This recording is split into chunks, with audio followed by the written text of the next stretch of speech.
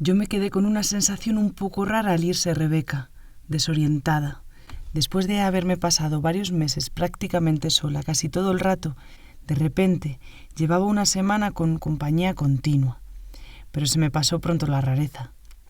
Recogí un poco la casa, preparé el fuego en la chimenea y me senté en la mecedora a leer los 2 libros que me había dejado Niklas en la mesa de la cocina, para una excursión que hago, y tiene que venir justo ese día, pero me dijo que volvería pronto por Jokkmokk y que la próxima vez que viniese me avisaría con más antelación.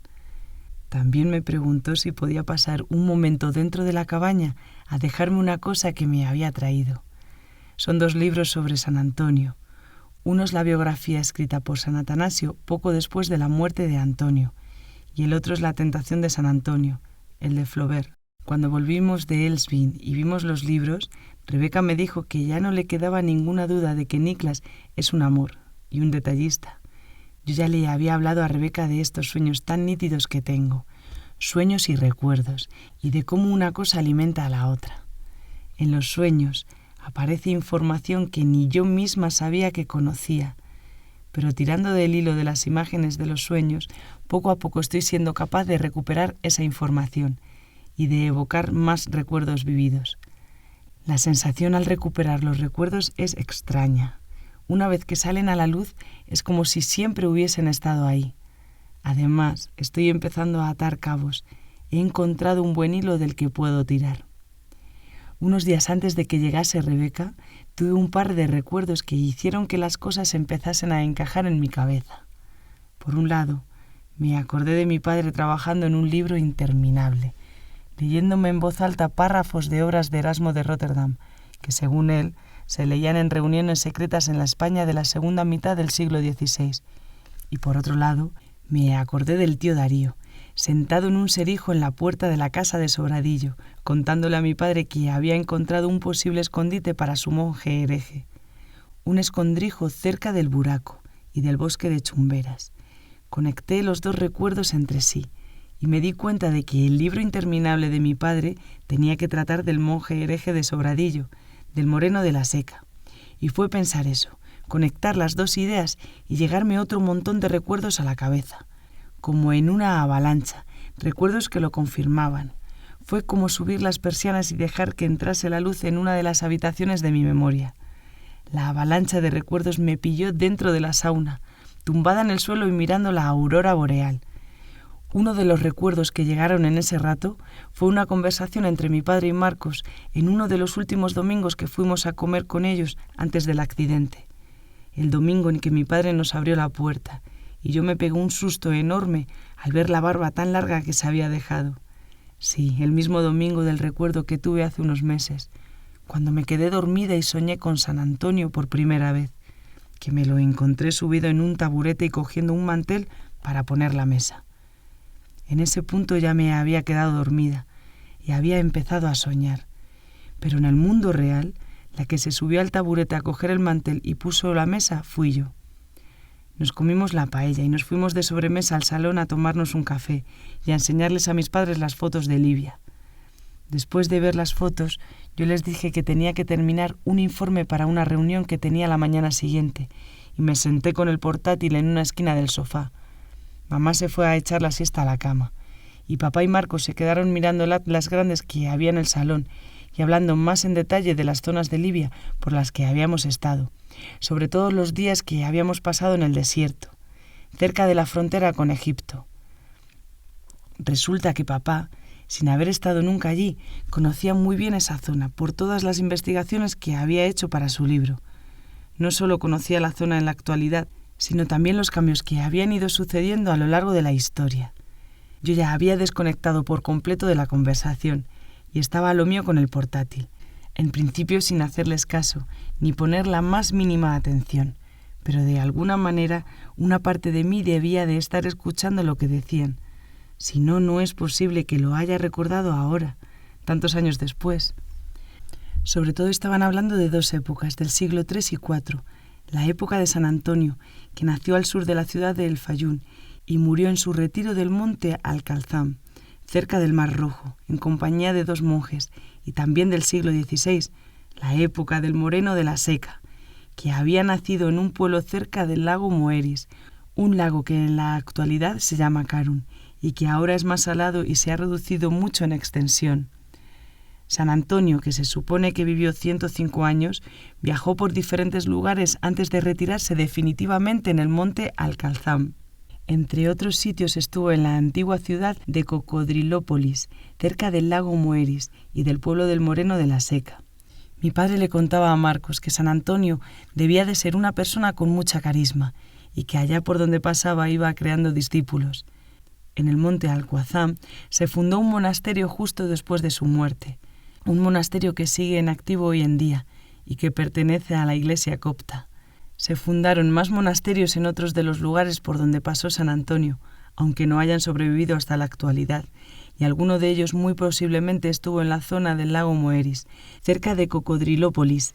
En uno de los documentos que habían aparecido en el antiguo hospicio de Sobradillo, el Moreno de la Seca contaba que uno de esos monasterios coptos con iglesia, huerto y biblioteca estaba en su pueblo, en el pueblo donde había nacido y crecido hasta que se fue a buscarse la vida a Alejandría, y que fue allí donde entró en contacto con la autobiografía de San Antonio, escrita en copto, el manuscrito que copió cuidadosamente y se llevó consigo en sus viajes hasta llegar a Sobradillo, y que por fin, en los años que pasó escondido cerca del Buraco, tradujo al latín. Marcos escuchaba con atención y le hacía preguntas sobre unas cosas y otras, que mi padre contestaba en detalle. La conversación se alargaba y el informe que yo estaba escribiendo no se terminaba nunca. Había abierto el correo del trabajo para consultar unas cifras que necesitaba para el informe y me había entretenido contestando a unos correos electrónicos de uno de mis compañeros que también estaba trabajando desde casa pese a ser domingo por la tarde. Mi madre se despertó de la siesta y salió de su cuarto, duchada y arreglada, diciéndole a mi padre que se espabilase porque habían quedado para ir al cine.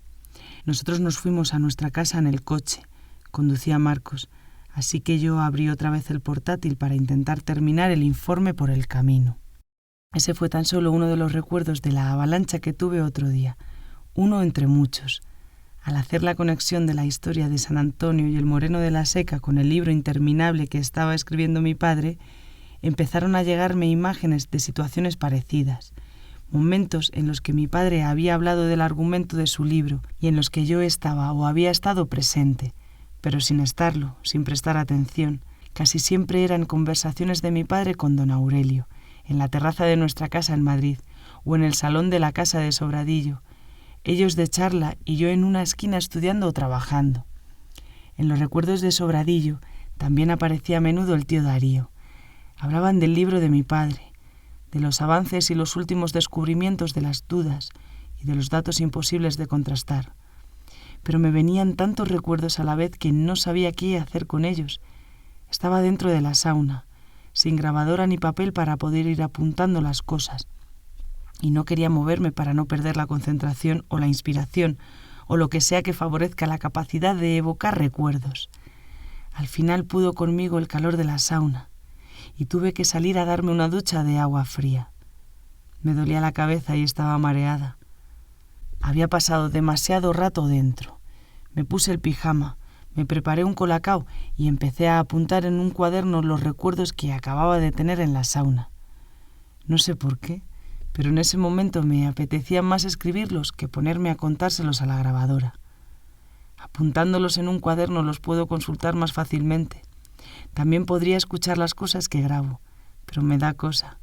De momento prefiero no hacerlo, no sea que termine escuchando las grabaciones antiguas de cuando llegué aquí, y no sé si estoy preparada para eso. Lo de apuntar en un cuaderno fue una buena idea, porque no solo fui capaz de poner por escrito todas las situaciones que había recordado en la sauna, sino que además, mientras iba escribiendo, me iban viniendo a la cabeza más detalles, otras situaciones en las que había escuchado a mi padre hablando de su libro. En total, apunté 14 recuerdos y los 14 me ocupan 2 cuadernos y medio. Por cierto, que si tenía cuadernos en la cabaña es gracias a Gunnar y al kit de emergencias que me trajo. 5 cuadernos y una caja de bolígrafos. No sé ni el tiempo que hace que no escribía a mano. Creo que desde que terminé la carrera. Al principio se me hizo un poco raro, pero al poco rato cogí el ritmo y ya ni lo pensé. Es como si la mano se moviese sola. Cuando me quise dar cuenta, había rellenado ya los 2 cuadernos y medio. No sé ni el tiempo que estuve escribiendo. Unos días más tarde, con Rebeca en casa, me puse a releer los apuntes para poder contarle bien toda la historia. Rebeca estaba fascinada con mi capacidad para recordar cosas que han sucedido hace tantos años. Y yo también, la verdad. No entiendo muy bien cómo lo hago. Y tampoco entiendo por qué soy capaz de hacerlo ahora y no antes. Porque la cosa es que hace un par de meses, cuando soñé con San Antonio por primera vez, ni entendía por qué había soñado con él, ni fui capaz de acordarme de que el libro en el que mi padre estuvo trabajando tantos años trataba justamente de eso, de San Antonio Abad y del Moreno de la Seca. Rebeca quiere que hable con Eva de esto. Dice que cuando venga Jokkmokk en Navidades tengo que conocerla y que le tengo que hablar de mis recuerdos vividos y de mis sueños, porque da por hecho que se van a reconciliar y que van a venir juntas a Jokkmokk en Navidades. Eva está trabajando en la residencia de ancianos, pero al mismo tiempo está bastante implicada en un proyecto interdisciplinar sobre la memoria en el que participan varias universidades suecas, entre ellas la de Umeå, que es donde ella quiere hacer el doctorado dentro de unos años, también sobre el tema de la memoria. A lo mejor Eva conoce casos como el mío o parecidos. Será interesante hablar con ella de esto. Y el caso es que contarle a Rebeca la historia entera, desde el primer sueño con San Antonio hasta esta última avalancha de recuerdos, me ha servido para ordenar un poco más las ideas. Todo empezó con el descubrimiento de una caja. En la casa que está construida en el lugar donde estaba el antiguo hospicio de peregrinos de Sobradillo, hicieron unas obras y en los sótanos se encontraron con una habitación tapiada de la que nadie sabía de su existencia. En la habitación había trastos antiguos y un baúl. Yo tendría 10 o 12 años, así que eso debió de ocurrir a finales de los 80 o a principios de los 90. El baúl estaba lleno de documentos relacionados con la administración cotidiana del hospicio, documentos originales del siglo XVI y XVII, muy interesantes para los historiadores, aunque solo sea por su antigüedad. Pero sin duda, lo más interesante que había en el baúl, al menos para mi padre y don Aurelio, era la caja que encontraron en el fondo con los papeles del Moreno de la Seca. Ese es el único nombre que conocían para referirse a la persona que había escrito todo lo que había dentro de la caja, y lo conocían gracias a que en la parte de fuera lo ponía claramente, el Moreno de la Seca. Aunque la mayoría de las veces mi padre y don Aurelio le acortaban el mote y le llamaban simplemente el Moreno. Los papeles del Moreno consistían en cartas a Catalina Gajate, poemas en varios idiomas y la traducción al latín de la supuesta autobiografía de San Antonio Abad. El texto original de San Antonio en copto no estaba. Se supone que el Moreno lo había traído consigo a Sobradillo, pero el caso es que en la caja no estaba, lo cual, según don Aurelio lamentaba una y otra vez, era una pena, porque les habría sacado de muchas dudas. Mi padre, sin embargo, opinaba que las dudas hacían la investigación mucho más interesante. La pregunta principal era si el libro era lo que decía ser, un texto original escrito en el siglo IV por San Antonio y traducido al latín en el siglo XVI por el Moreno. Porque perfectamente podía no serlo, podía tratarse de otra cosa, de un engaño. Había varias alternativas, pero principalmente 2 que a mi padre le parecían bastante razonables. La primera, sencillamente, que el original en copto no existiese, que el libro lo hubiese escrito el Moreno directamente en el siglo XVI y que estuviese usando a San Antonio Abad como instrumento para dar más importancia y peso a sus ideas. Y es que la vida de Antonio, escrita por San Atanasio, era uno de los libros claves del cristianismo después de la Biblia. Así que si de repente aparecía una vida de Antonio escrita por el propio Antonio, el revuelo podía ser enorme. Y el Moreno quería causar revuelo. Se lo decía claramente a Catalina Gajate en las cartas. En muchas de ellas aparecían menciones al libro y en una de ellas se entendía que el Moreno, desde su escondite cerca del buraco, le había mandado el manuscrito en latín a Catalina para que hiciese unas copias y se las enviase a una serie de personas, entre ellas a Juan de Yepes, es decir, San Juan de la Cruz. El resto de los integrantes de la lista no terminaron como santos de la Iglesia Católica, sino todo lo contrario.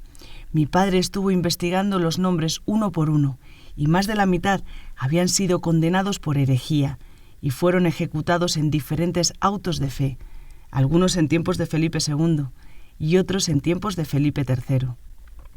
La otra posibilidad para la autoría del libro, otra posibilidad que a mi padre también le parecía razonable, es que el original no estuviese escrito ni por San Antonio ni por el Moreno, sino por algún seguidor de San Antonio, que quisiese mostrar una versión de Antonio distinta a la que presentó Atanasio en su libro, y que hubiese usado el truco de hacerlo pasar por una autobiografía para así tener más impacto. En este caso, el Moreno creería que estaba traduciendo a San Antonio, cuando en realidad estaba traduciendo las palabras de otra persona. Pero fuese quien fuese el autor del libro, lo que parece claro es que no tuvo mucho impacto, al menos no un impacto que se pueda rastrear en la historia, porque, según parece, el único ejemplar del que se tiene noticia es el que apareció en Sobradillo. Por la lectura de las cartas, es imposible saber si Catalina Gajate llegó a hacer copias del libro y las mandó a todas esas personas, aunque lo más probable es que no lo hiciese. En el caso de que las hubiese enviado, algo más se habría sabido de la existencia del libro. ¿Y qué cuenta la autobiografía de San Antonio?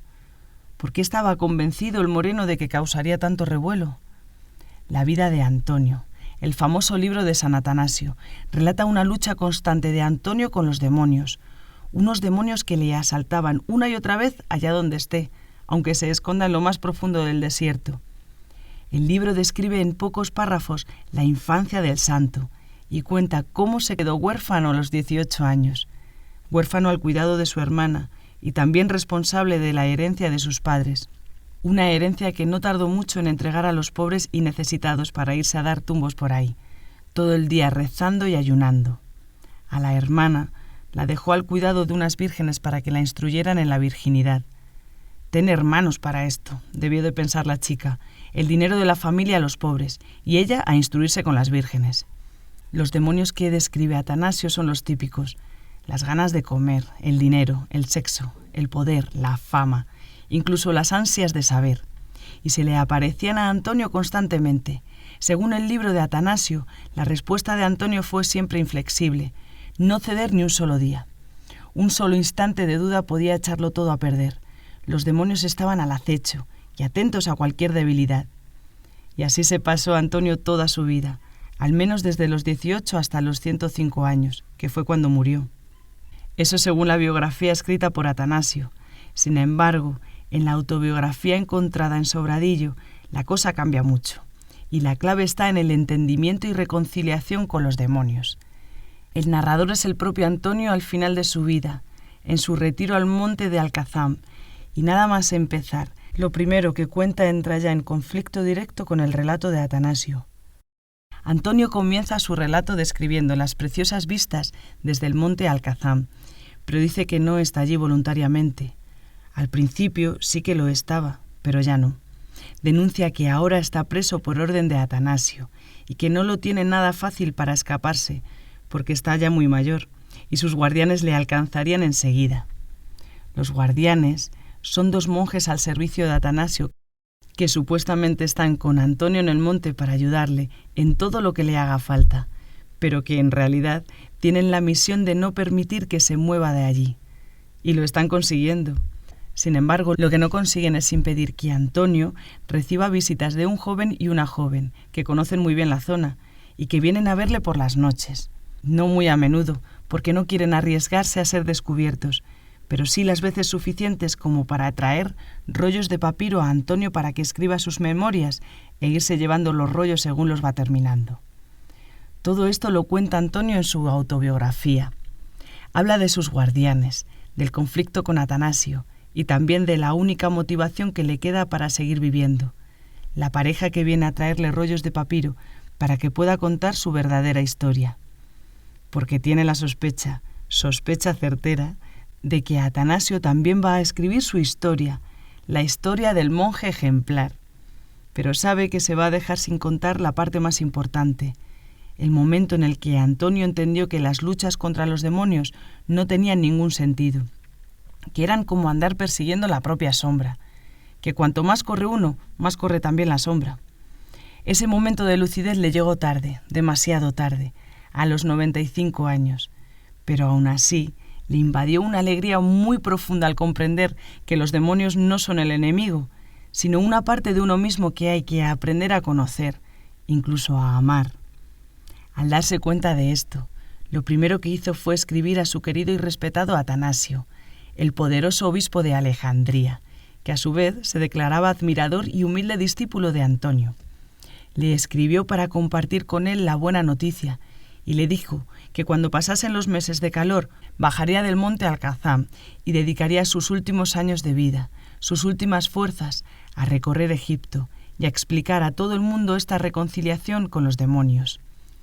También tenía ganas de comer y de beber todas esas cosas que se había estado negando tantos años, con moderación, eso sí, que ya tenía una edad. La respuesta de Atanasio fue inmediata, pero no llegó en forma de carta. Se presentó él mismo en el monte Alcazam, acompañado de los 2 monjes guardianes.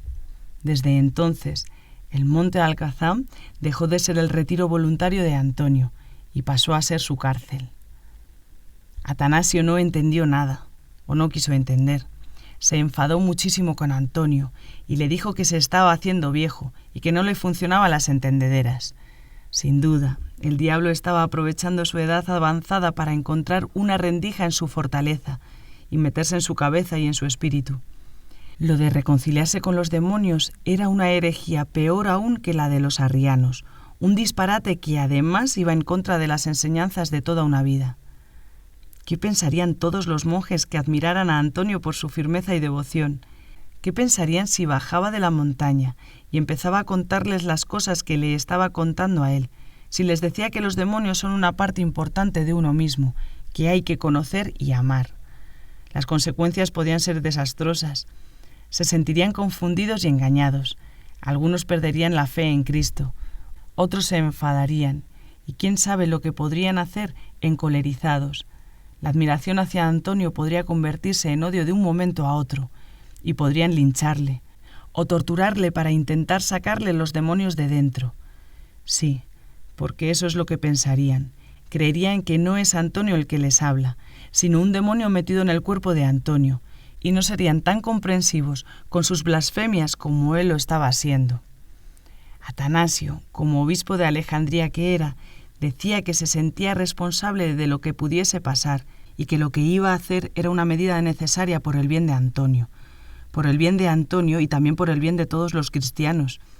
Y lo que iba a hacer era, ni más ni menos, impedir que Antonio se moviese de donde estaba. Con él habían venido 2 monjes de su confianza, que se encargarían de eso, de pararle los pies si se le ocurría desobedecer, y también de asistirle en lo que le hiciese falta en los últimos años de vida. Además, tenían el encargo de no permitir que recibiese visitas. A todo el que venía a visitar a Antonio le paraban en el camino antes de llegar y le decían que el venerable Antonio estaba muy enfermo y que necesitaba reposo y soledad. Por suerte, de lo que no se percataron es de las visitas nocturnas que Antonio recibía con regularidad, de la pareja que le traía papiros para que fuese escribiendo sus memorias. Venían en secreto, por las noches, y llegaban a la zona donde estaba Antonio, trepando por un acantilado por el que parecía completamente imposible trepar. Y es que Antonio estaba recluido en una especie de terraza con vistas al mar, a la que se accedía por un pequeño túnel natural en el que él se resguardaba para protegerse del viento y de la lluvia las pocas veces que llovía. El resto del tiempo lo pasaba fuera, en la terraza, acompañado de su jabalí y refrescándose de tanto en cuando en un arroyo que surgía allí mismo y que formaba un chorro de agua que caía por el acantilado haciendo una pequeña cascada. Los monjes guardianes estaban al otro lado del túnel y se relevaban vigilando para asegurarse de que no entrase ni saliese nadie de allí, excepto el jabalí, que tenía vía libre. Las primeras semanas de cautiverio pasaban a la terraza con él y charlaban. Antonio les trataba con mucha amabilidad e intentaba convencerles por activa y por pasiva de que Atanasio se estaba equivocando y de que por favor le dejasen bajar de la montaña.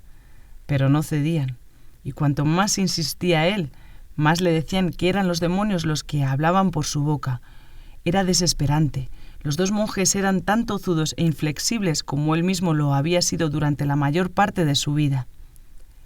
Al final, cuando vio que nada les iba a hacer cambiar de opinión, lo dejó por imposible y les dijo que le dejasen solo, que no quería verlos, que si no se podía mover de allí, por lo menos quería estar tranquilo. Y para que le dejasen en paz, empezó a gritarles, a fingir que le poseían los demonios, a rebuznar, a gemir, a maullar, a morderles los tobillos. No volvieron a entrar a la terraza, y desde entonces la única relación que tuvieron con él fue que de vez en cuando le dejaban pan duro en la entrada del túnel. Antonio estaba atrapado. El mundo se le había reducido al túnel y a la terraza, pero al menos allí tenía libertad de movimientos, y de pensamientos, y de sentimientos, una libertad que no había disfrutado en todos esos largos años que se había pasado mortificándose a sí mismo y luchando con sus demonios. Ahora ponía la mano encima del arroyo y notaba el gusto que le daba el agua fría recorriendo el brazo. Antes se habría avergonzado por sentir esa sensación placentera. Más aún, se habría castigado a sí mismo si por un instante se le cruzaba el pensamiento de siquiera desear sentir algo así. Antes lo controlaba todo, empezando por el dolor. Había esclavizado a su cuerpo y lo proclamaba a los cuatro vientos para que otros siguiesen su ejemplo y esclavizasen también los suyos. No se retiraba del sol aunque le calentase demasiado, y bebía lo justo para no deshidratarse, ni una gota más. Ahora, cuando tenía sed, bebía hasta hartarse, y cuando tenía calor buscaba la sombra para protegerse y se refrescaba sin pudor. Y por suerte su pequeño mundo, que consistía en un túnel y una terraza, se abría al horizonte inmenso del desierto y del mar, al sol y a las nubes del cielo, a la luna y las estrellas por la noche. A sus 95 años, Antonio lo veía todo con nuevos ojos. Si soplaba el viento frío por las noches, se acordaba de cómo su madre le arropaba cuando era pequeño, y ese recuerdo le hacía entrar en calor. Su madre, por fin podía pensar en ella. Y es que una de las primeras cosas que había hecho cuando comenzó con su vida de asceta fue luchar con firmeza para dejar de pensar en su familia y así poder concentrarse plenamente en Dios. Y lo consiguió. Incluso se convenció de que había sido capaz de borrar de su mente todo lo relacionado con su familia. Pero no, ni mucho menos. Ahí estaban los recuerdos de su madre arropándole con una piel de cabra, con dos si hacía falta, y cantándole canciones tradicionales del lago Moeris hasta que se quedaba dormido. Se acordaba también de su padre y de su hermana, de sus abuelos y abuelas, de sus primos y primas, de su querido amigo Valentín. Se podía pasar horas y horas recordando, y al venirle todas esas imágenes a la cabeza, sentía algo en el pecho que hacía que se le saltasen las lágrimas de la emoción, lágrimas que le bajaban hasta la boca, lágrimas saladas que saboreaba como si fuesen vino de las vides de la antigua Pompeya. Cuando no era una cosa, era otra. Los días se le pasaban volando, observando lo que sucedía a su alrededor y dejándose llevar por los miles de recuerdos que se le amontonaban en la cabeza. Por ejemplo, las piernas y los pechos de una sacerdotisa con la que se cruzó en uno de sus viajes a Alejandría, o el dulce de membrillo que preparaba su abuela en una cacerola enorme que él y su hermana se encargaban de rebañar hasta que ya no podían más y les dolía la tripa. Las formas de las nubes que cruzaban el cielo también le ayudaban a traer a la mente las imágenes más inesperadas. Antes, al mirarlas, veía el rostro de Cristo o el de los santos apóstoles, y también muchos demonios. A decir verdad, la mayoría de los días en las nubes lo único que veía eran demonios. Ahora, sin embargo, en las nubes veía camellos y elefantes, barcos que le llevaban corriente arriba hasta el misterioso nacimiento del Nilo, árboles llenos de manzanas, postres de miel y pistachos, labios carnosos, lenguas saliendo de los labios, cuerpos de hombres y mujeres desnudos como los de las esculturas griegas que tanto había criticado por pecaminosas, o como los de la pareja que venían a escondidas a traerle los rollos de papiro. Benditos sean, bendita pareja enamorada. Eran seguidores de Carpócrates y de su hijo Epifanio, y vivían muy cerca de allí, en la misma zona montañosa, en un valle medio escondido que Antonio se encontró de casualidad un día en un paseo sin rumbo acompañado del jabalí, el valle que lo había cambiado todo. El Antonio que descubrió el valle era el Antonio de antes, el que cada vez que salía a pasear no podía evitar sentir que lo que estaba haciendo no estaba del todo bien. Salir a pasear era un capricho innecesario, y detrás de los caprichos innecesarios acechaba el diablo.